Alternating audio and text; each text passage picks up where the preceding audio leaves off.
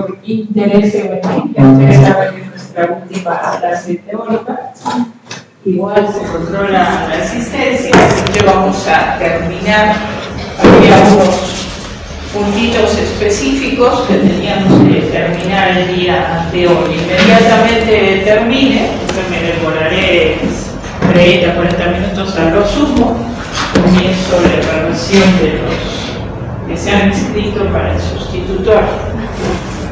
Bien, entonces, para recapitular un poco, cuando hablamos de hacer evaluación de impacto ambiental y aplicar la metodología, que ya ustedes saben que está dividida, o sea, la metodología total está dividida en dos partes, la cualitativa y la cuantitativa. La primera, que no la desechamos, no la consideramos inferior a la otra, porque es la primera parte, ¿no? Y se basa en las características, atributos o cualidades de los impactos, de ahí el nombre de cualitativa. ¿Listo? Entonces, con esa parte de la metodología se logra conseguir un puntaje que es una valoración del impacto. Esa valoración se queda pendiente, se guarda, y cuando se complementa la otra metodología, que es la cuantitativa, que ya hemos visto que requiere mucha información, y con esa información elaborar índices e indicadores de calidad ambiental. Entonces, la limitación en muchos países, y en el caso del nuestro también, es el hecho que no se cuenta con esa información, ¿no? Eso es una política de Estado. En los países en los que se va haciendo data, un banco de datos, y que sobre esos datos, en general, no solo del medio ambiente, se hacen proyecciones, se hacen propuestas a futuro, e incluso nos sirve para identificar lo que se llama en la actualidad alarmas tempranas, ¿no? Entonces, una alarma ambiental, una alarma sobre riesgos, una alarma sobre el tema económico, sobre todo. Entonces, el hecho que no haya suficiente información en nuestro país evidencia lamentablemente la forma precaria en la que se dirige el país. O sea, sobrevivimos casi como la época prehistórica, ¿no? O sea, la ley del más fuerte, lamentablemente. En cambio, si nosotros miramos que en otros países la metodología cuantitativa está desarrollada de manera eficiente, que incluso necesita un soporte, que es elaborar software, entonces nos da la idea, porque ellos sí, porque ellos cuentan con información, porque tienen sistemas de información que además son de acceso libre. Cualquier especialista, cualquier, que les digo, diputado, necesita hacer una investigación, toma la información sin ningún problema, ¿no? Lo máximo que puede hacer es informar que va a trabajar con esa información para hacer tal cosa, pero no le cuesta nada, o sea, no tiene que pagar, no hay restricciones de ningún tipo, pero sí entenderán que hay cierta información estratégica en los países que es confidencial, ¿no? Temas de estructuras, temas de, sobre todo en aquellos países que por su ubicación geográfica tienen pues generalmente conflictos, ¿no? Entonces, tema de estrategias de guerra, de tecnología para generar armas, eso ni hablar, ¿no?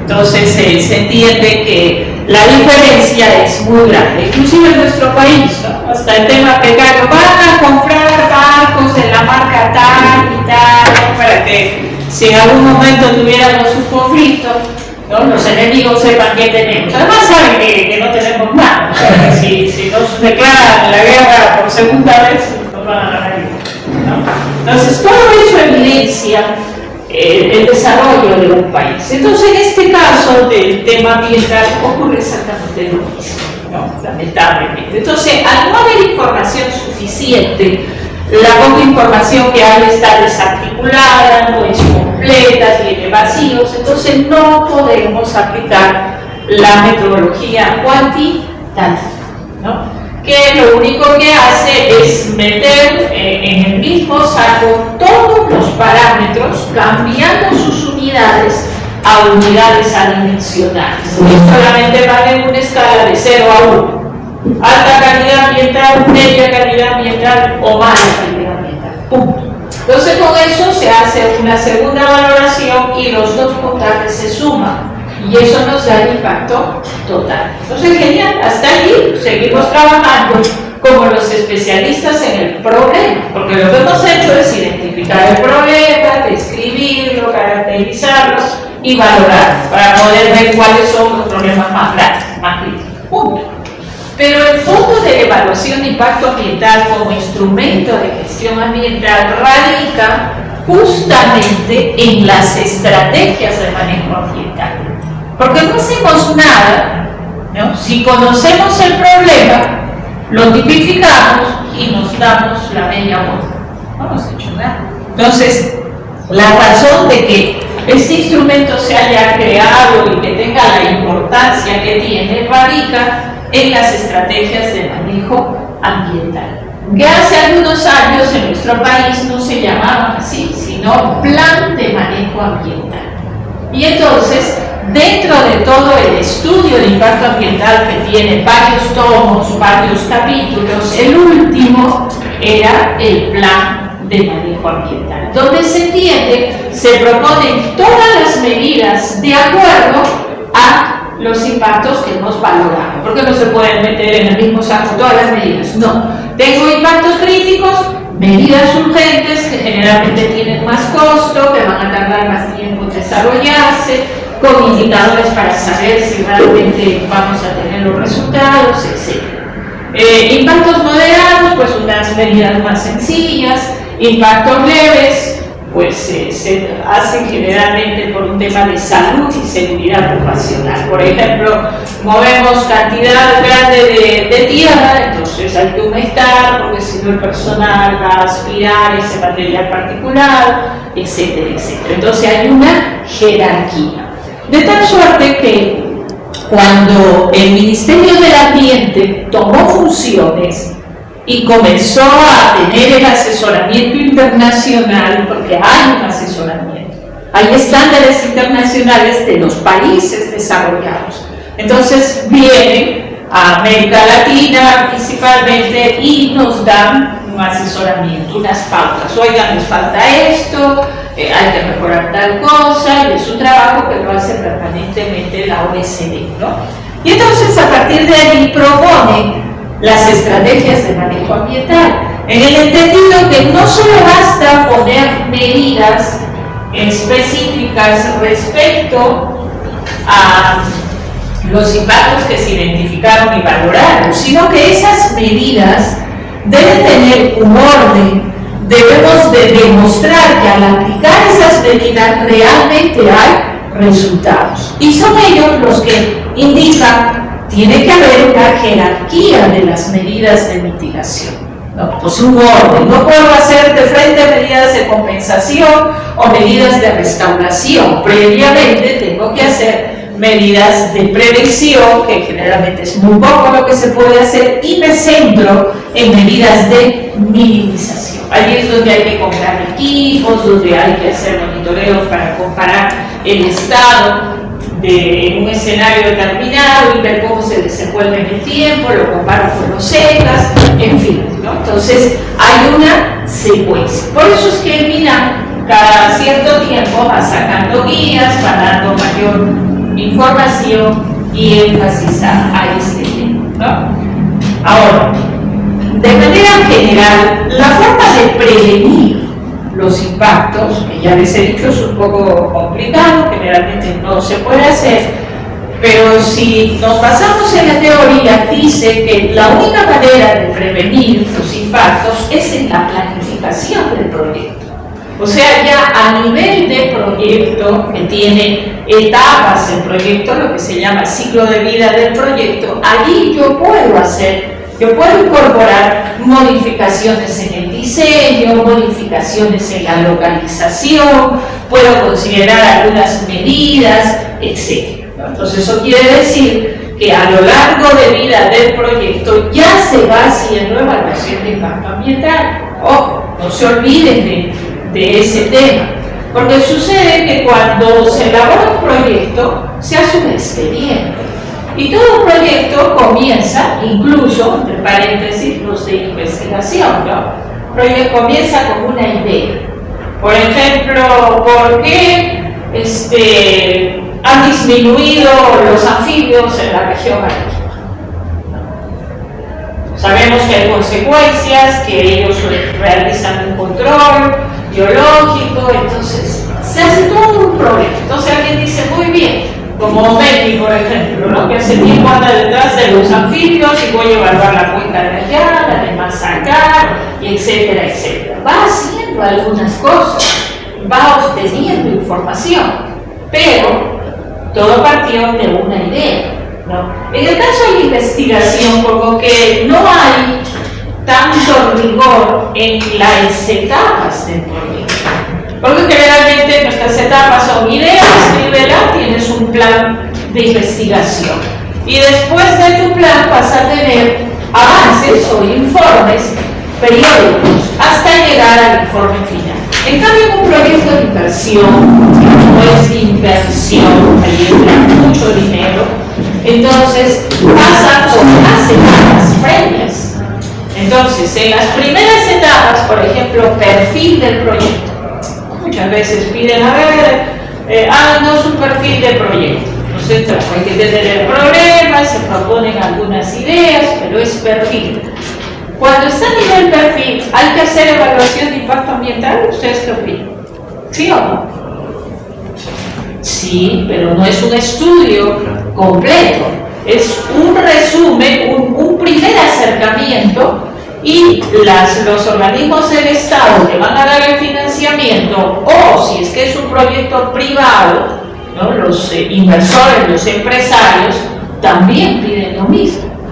A veces un poquito más que el Estado. Entonces hay que hacer un checklist, un cuestionario o una primera matriz de identificación de impacto. No se pueden pasar años o meses, no lo sé. Y luego ese perfil de proyecto se convierte en un estudio de prefactibilidad, un expediente de prefactibilidad. Quiere decir que vamos a evaluar si es posible, si es factible hacer ese proyecto. Entonces, en ese nivel de prefactibilidad tengo que volver a hacer evaluación de impacto ambiental. Ustedes dirán, pero ¿y para qué? ¿Va a ser repetido, igual que el perfil? No, porque en el de prefactibilidad ya se especifican más cosas. El perfil es general. ¿Listo? Entonces hago un segundo nivel de evaluación de impacto ambiental. Y cuando ya he pasado, está aprobado, me dicen sí, contamos con tanto dinero, lo vamos a hacer, vamos a contar con el asesoramiento, no sé, de los chinos, etcétera, etcétera, ese expediente de prefactibilidad se convierte en un expediente de factibilidad. Y allí hay que hacer un estudio de impacto ambiental definitivo, o sea, completo, el que hemos trabajado. ¿De acuerdo? Entonces, en esas etapas yo puedo incorporar modificaciones. ¿De acuerdo? Cuando llego al definitivo, ni hablar, está ya sujeto a la aprobación. Pero ojo, miren cómo la ley lo prevé. Sucede que si durante los primeros 5 años que hemos dicho dura la resolución o la certificación de aprobación de estudio de impacto ambiental y voy a hacer una modificación, que puede ser que no sea por interés ambiental, por proteger el ambiente, más bien sea por intereses económicos. Pero igual, no, es el momento de hacer otro estudio de impacto ambiental a esa modificación. Entonces, si ustedes lo analizan de esa manera, se dan cuenta que el estudio de impacto ambiental, la EIA, es un buen instrumento de gestión. Está perfectamente planificado. Debería de darnos excelentes resultados, ¿sí? Pero el problema radica en quiénes aplican los instrumentos de gestión. Entonces, no es el instrumento de gestión el que estaría mal, sino los profesionales, las autoridades y todos los involucrados que van simplificando, entre comillas, por decirlo menos, y por eso es que realmente no vemos que haya una recuperación, ¿de acuerdo? Porque al final la idea de este tema es la recuperación. A ver, vamos a darnos un saltito a esta otra presentación. ¿qué nos dice?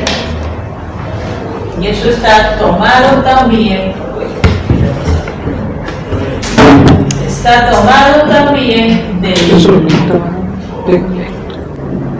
de la guía del sistema de evaluación de impacto ambiental, del CEIA, ¿no? Entonces nos dice que si nosotros implementamos esas estrategias de manejo ambiental y le damos importancia al plan de manejo ambiental con todas las medidas, un plan similar al del plan de manejo ambiental es el plan de cierre y abandono. O sea, todavía para perfeccionar más las medidas que deben minimizar el estudio de impacto ambiental. Y entonces nos dice que un plan de abandono o un plan de cierre, porque no son sinónimos, ¿no? Se hacen las mismas cosas, pero el cierre se utiliza para minas y abandono para cualquier otro proyecto.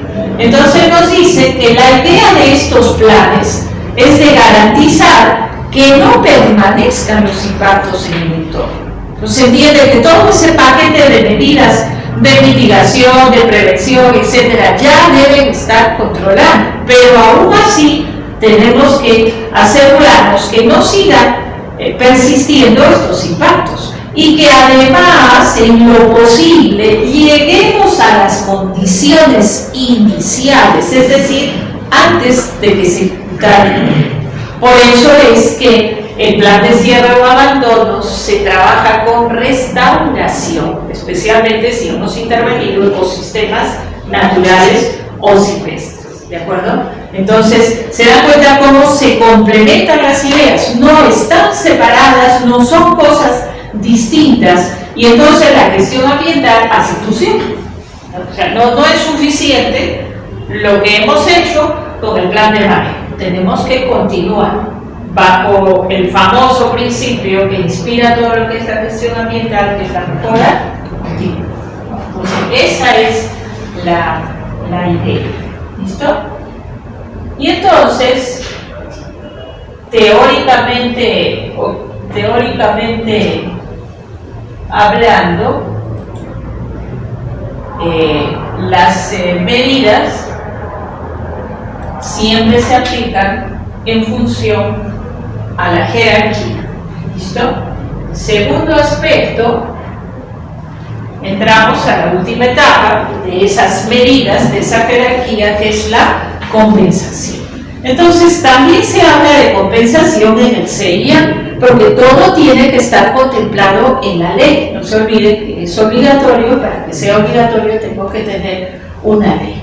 Entonces, en esta resolución ministerial, porque esta es una resolución, hay jerarquías también en la legislación, nos da los criterios para compensar. Entonces, el primer criterio, ¿en qué área geográfica yo voy a hacer compensación? ¿Listo? Puede ser un área pequeñita, un área grande, depende de todos esos impactos que nosotros hayamos ido dejando sin atender después de nuestras medidas, después de haber hecho el plan de abandono, etc. Segundo criterio que debemos de tener claro, esa es la descripción, las características de las áreas que van a estar sujetas a compensación. Entonces, por ejemplo, cuando se hace compensación por la destrucción o la degradación de ecosistemas debido a actividad minera, no hablamos de un área pequeña, hablamos de enormes extensiones, ¿no? Y entonces, si nosotros pensamos en un ecosistema, es un tremendo problema. ¿Por qué? Porque hemos destruido suelo, las características del suelo, cobertura vegetal, fauna, todas las relaciones interespecíficas e intraespecíficas que existían en esa zona, porque hemos hecho que se desplace la fauna, etcétera, etcétera. Entonces, pensar en compensación es pensar en largo plazo, ¿de acuerdo? Otro punto es que dentro de todas esas áreas, como no podemos atenderlo todo y la ley tampoco le obliga a las mineras, ya has destruido 1000 hectáreas, pues solucioname las 1000 hectáreas. No, hay flexibilidad. Entonces me va a decir muy bien qué área es la que vas a atender primero. Y aunque ustedes no lo crean, no atienden primero las áreas críticas, las más graves, porque allí la cosa tarda mucho. Y entonces, como no va a haber resultados y no van a poderle demostrar al bueno, oye, mira, ya estoy mejorando, entonces obviamente se va por el lado más simple, ¿no? Que está menos dañado, y entonces eso es lo que inclusive le da publicidad, le dice, mira cómo estoy mejorando y tal, ¿no? Es verdad que por el efecto de borde, por la proximidad con un ecosistema que ya se está recuperando, hay una influencia positiva, pero no siempre. Entonces simplemente lo dejan allí. Y lo que va a exigir la norma es el plan de compensación. Entonces, puede decir, en 5 años yo voy a recuperar esta área, en 15 aquella, o simplemente no digo, no establezco mi compromiso al 100% de él. Eso es lo que viene a ocurrir, ¿no? Y se los digo con conocimiento del tema, porque justo tengo un tesista de maestría que ha trabajado en el plan de cierre de una mina de oro en Puno, y teóricamente, de acuerdo a la norma, han hecho pues el cierre, el desmantelamiento de la zona, etcétera, pero ambientalmente todo está fatal y perjudica 3 humedales o bofedales, ¿no?, destruidos. Entonces su inquietud, cuando comenzamos a hacer el asesoramiento, porque 2 años se ha tardado en hacer la tesis, porque es bastante pesado, la idea fue, ¿qué puedo hacer con esta información que tengo, ¿no? Y por un lado, para tratar de contribuir a recuperar la zona, y por otro lado, que me sirva para hacer mi tesis, porque ese es el tema de maestría, ¿no? Les exige tesis en las que hagan investigación, en las que tengan una propuesta, porque en el caso de ingenierías, esto es una maestría que he visto en ingenierías, se identifica el problema, se hace un diagnóstico, ese es uno de los objetivos, luego viene la propuesta de solución y luego vienen 2 objetivos más que corresponden a capítulos, que es la evaluación de la propuesta, si eso es viable, ¿no?, y la validación de la propuesta. Algo que, por ejemplo, en biología no se hace, que se debería y se podría, pero bueno, no lo manejan así. Bueno, y entonces sucede que la propuesta fue muy bien, le digo, hagamos indicadores ambientales de recuperación. Y además que hay experiencias en España y en otros países. Esa es su tesis. Y tiene como 400 páginas la tesis, ¿no? Y uno de los jurados, como anécdota, en la universidad no hay muchos especialistas en medio ambiente y han tenido que invitar a docentes de la UTP. O sea, no es que yo les tenga bronca a otros docentes, pero sus actos hablan por sí mismos, ¿no? Y entonces una de las observaciones de la presidente del jurado era, primero, son muy extensos los antecedentes. Obvio que tienen que ser extensos. Si aquí en Perú no hay esas experiencias, entonces hay que revisar información internacional, ¿no? Y 2, los objetivos son muy ambiciosos. Ustedes se fijan, yo me he ido a quejar a la escuela de posgrado, ¿no? Esas no son observaciones.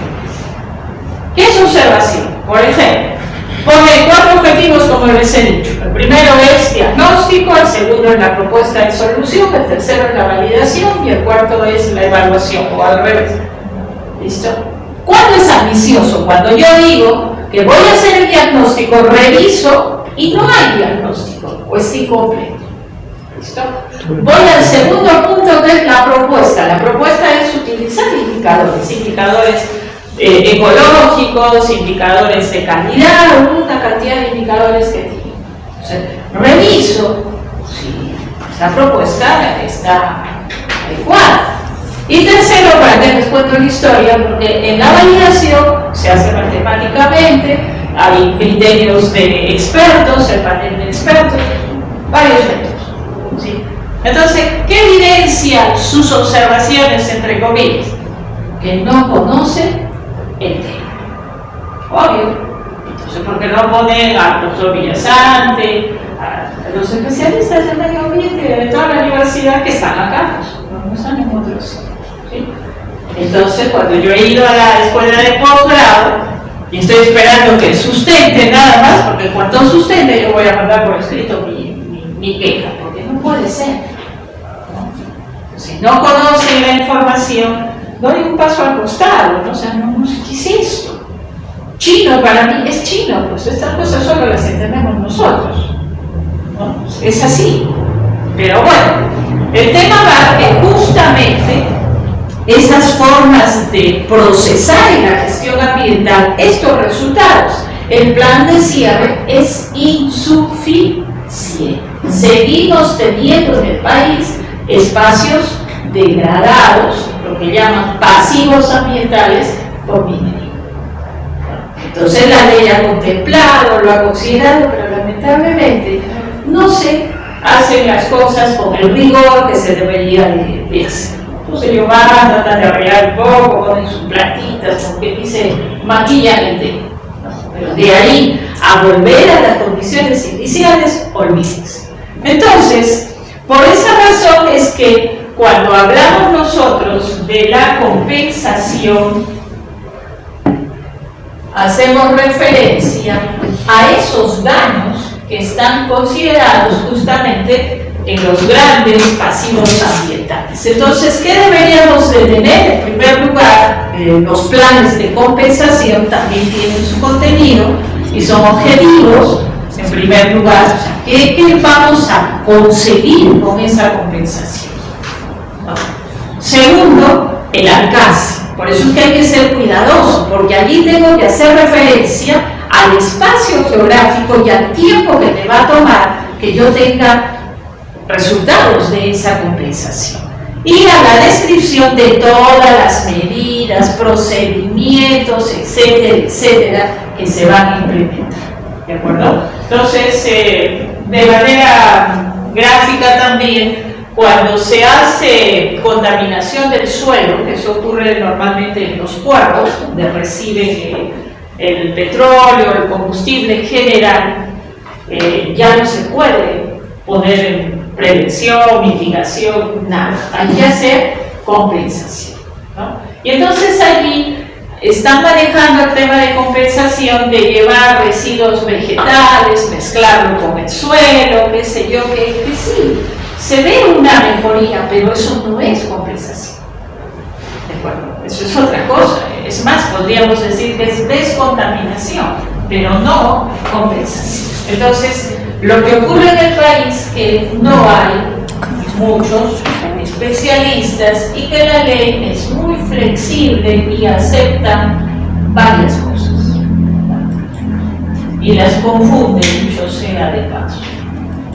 Listo, entonces terminamos con el tema del plan de cierre y abandono, que también involucra algunos criterios, ¿no?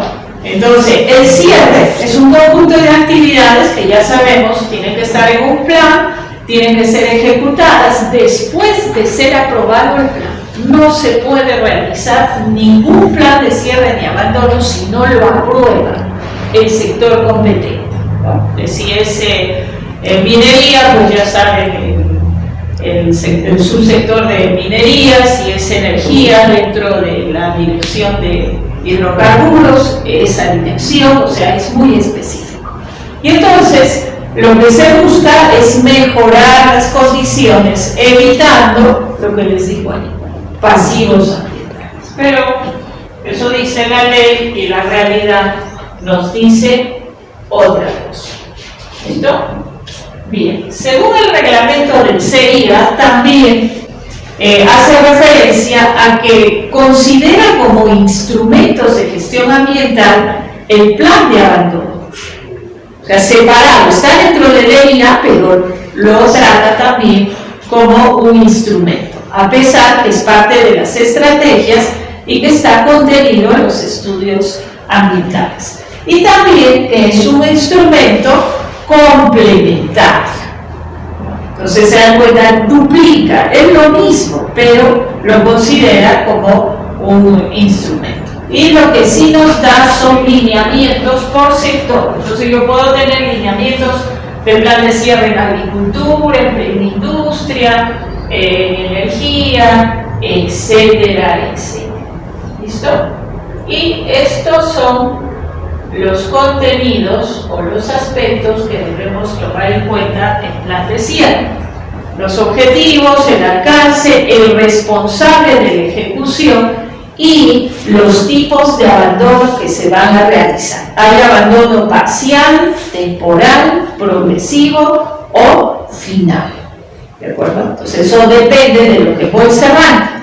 Entonces puedo cerrar una instalación, sería parcial, puede ser que esté en mantenimiento y me va a tardar 6 meses, 1 año, entonces se convierte en temporal, o puede ser que cierre, por ejemplo, un relleno sanitario, que voy sellando las celdas, ¿no? Y cada celda que voy sellando va siendo un cierre progresivo. De tal suerte que al final, cuando ya se llenó mi relleno sanitario, termino con las últimas celdas y quedo en un abandono final. ¿Listo? Entonces depende de las situaciones y de las naturalezas de los proyectos.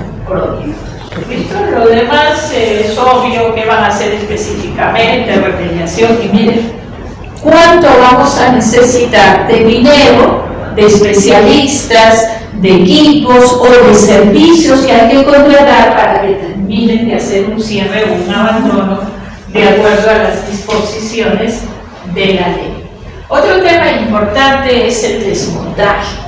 Cuando se hace desmontaje y retiro de maquinaria, de equipos, se exige un análisis de impacto ambiental un poco más estricto. ¿Por qué? Porque se desmontan equipos que van a generar, por ejemplo, cuando desmontaron la planta de Mollendo, la central térmica de Gaza, que tenía una planta que podía trabajar de 2 maneras. O trabajaba con combustible o trabajaba con gas. Entonces, cuando la han desmontado, había riesgo de vertidos de aceites, había riesgo de vertidos de petróleo, había riesgo de vertidos de refrigerantes, que son sustancias químicas muy contaminantes. Entonces, todo eso se debe prever y tener el equipo especializado. Si hay un vertido, inmediatamente lo tienen que atender. O sea, no paralizan simplemente, sino hay que darle solución. Por eso es que en algunos casos los abandonos o cierres pueden durar años. Entonces depende de la complejidad. ¿Listo? Y también hay que hacer referencia a los ecosistemas, especialmente si son silvestres, ¿no? Entonces es lo que se ve abajo, ecosistema de referencia, porque ese será afectado. Y luego también se habla de todo lo que es restauración. Miren, no son términos sinónimos: descontaminación, remediación, reforestación, revegetación, recuperación. Bueno, diferentes procesos que se tienen que implementar. ¿Listo? Y allá tienen algunos ejemplos, ¿no? Ustedes lo pueden revisar. Por ejemplo, movilización de equipos y materiales de abandono, instalación de campamento, porque también puede ser, si es alejado, hay que hacer un campamento, ¿no? Entonces, miren, medidas del plan de cierre conceptual. Los vehículos, equipos recibirán mantenimiento de acuerdo al programa. O sea, estando en abandono hay que darles mantenimiento, porque puede ocurrir lo que les digo, hay vertidos, ¿no? Luego que se empleará maquinaria y equipos que no tengan una antigüedad mayor a 5 años de fabricación. Eso explica por qué en las minas, por ejemplo, cuando contratan los servicios de una consultora, no permiten que lleven unidades, camionetas, por ejemplo, más viejas de 2 años. ¿Por qué? Porque hay un riesgo de que va a emitir más gases, puede tener vertidos de aceites, o sea, tiene su explicación. Entonces ya se imaginan que hacer un plan de cierre o abandono es costoso. Será por eso también que no los implementamos al 100%. Entonces allí tienen algunos ejemplos. ¿Listo? ¿Preguntas? ¿Comentarios? Y solamente de referencia, porque no entra al examen, es un poco un tema de cultura general. ¿Qué es la responsabilidad social? En este caso yo he puesto, pero me voy a amarrar mi pasador, si no me voy a sacar la nariz. Decía que estoy utilizando. Ya.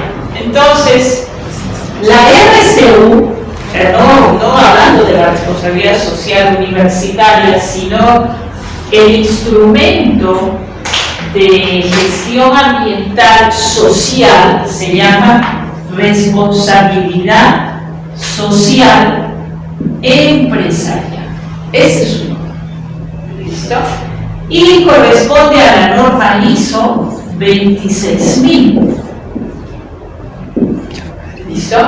Y entonces la norma ISO 26000 es la única norma no certificada. Nunca le van a dar a alguien su certificado por hacer responsabilidad social empresarial. ¿De acuerdo? Primero, ¿por qué no le pueden dar? O bueno, al revés, primero, ¿qué cosas se hace en responsabilidad social empresarial? Que se debe entender que después se aplica con una ligera modificación a la universidad. A ver, ¿tiene alguien una idea? Responsabilidad social. En Arequipa habrá empresas que tienen responsabilidad social empresarial. Hay pocas en el Perú, en Arequipa también pocas, pero sí hay.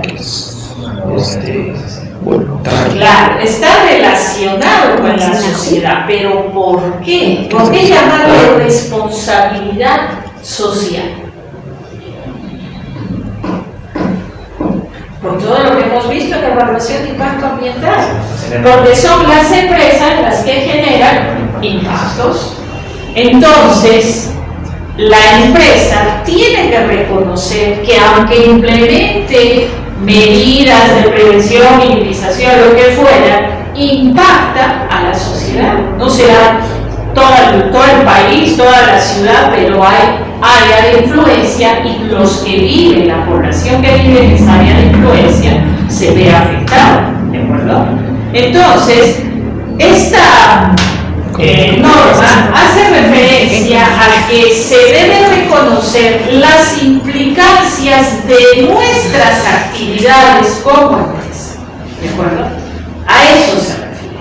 Pero en ningún caso es un tema de asistencia social, que en nuestro país se confunde así, ¿no? La gente cuando hace huelga, toma la pista y dice, no queremos la mina, pero queremos que nos ponga agua, que asfalte las pistas. No es su función de la empresa. ¿De quién es? Del Estado. Es el Estado, el papá, como quien dice, todos los peruanos, el que tiene que hacer eso.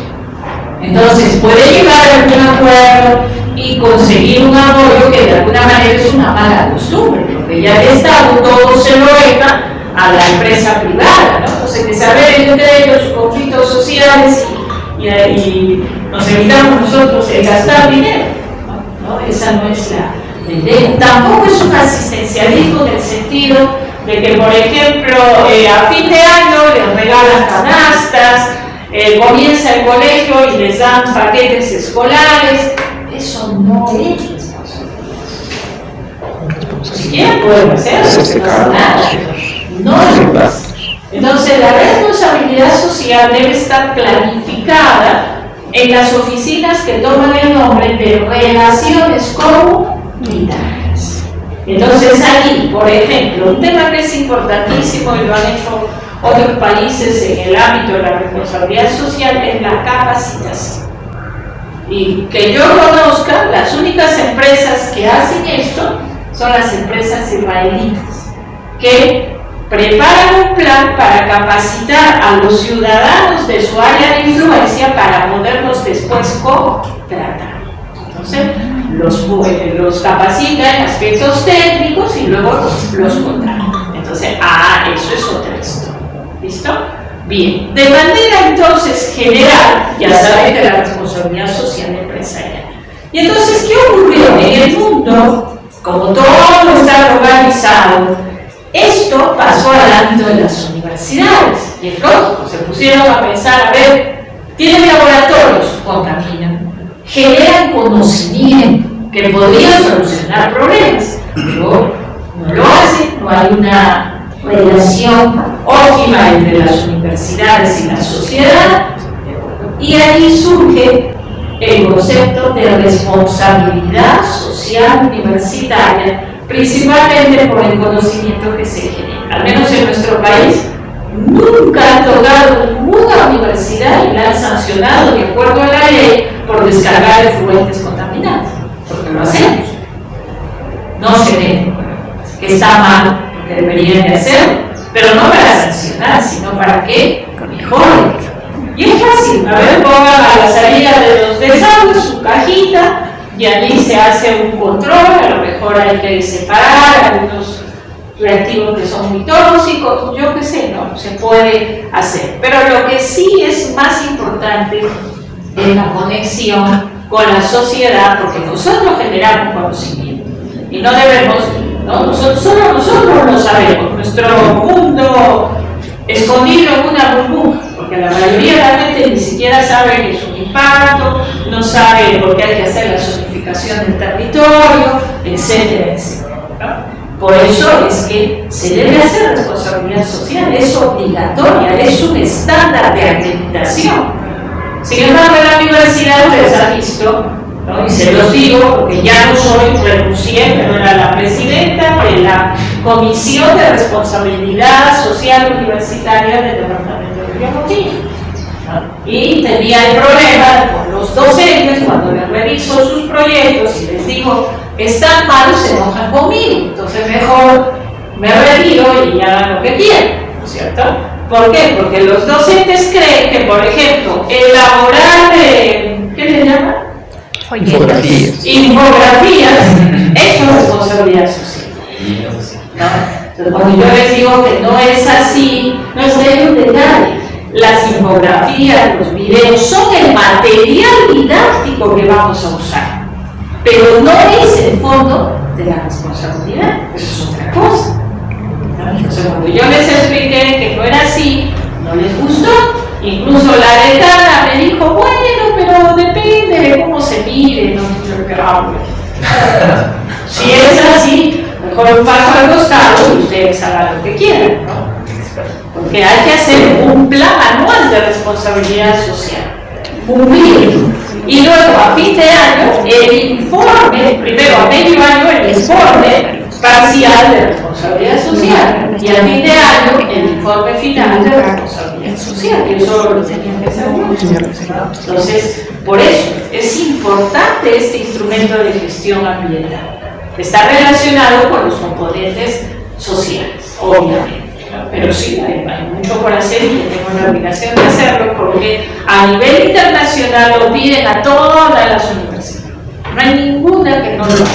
Entonces nosotros también, pero hay que hacer las cosas bien. Entonces, si ustedes quieren, lo pueden leer solamente para enterarse de qué es. Ahí surge, dice que es una evolución del concepto de responsabilidad social empresarial, porque que la sociedad, la idea básica, hablan de la ética, de los impactos, ¿no? Entonces todos los componentes, y allí están los impactos educativos. Ese es el impacto que nosotros generamos, que es positivo, pero tiene su lado negativo, porque para generar ese conocimiento podemos generar residuos, sólidos, líquidos, etc. Entonces hay 4 ejes de gestión de responsabilidad universitaria. Esos son los 4. O sea, hicieron como 3 preliminares. Bien, entonces con eso hemos acabado el curso. No se olviden que tenemos la entrega del informe final de seminario, todos lo entregan, incluso los que no pasan a exposición, el día 19, ¿no? Que termina hasta las 12 de la noche. Después de eso, ya denlo por no presentado. Y el día 20 tenemos el tercer examen, termina el examen y exponen los 5 grupos, porque solo 5 han pasado a exposición. Y eso sí, por favor, Aldair, tú ves, hay grupos que tienen gente del grupo A y del grupo B. Entonces, Entonces, lo que tendrían que hacer es inscribirse. ¿Qué grupos van a disponer, perdón, en la mañana? A las 8:40 a las 8, porque voy a tomar examen de 7 a 8 y de 8 a 8:40, y en la tarde igual de 2 a 2:40.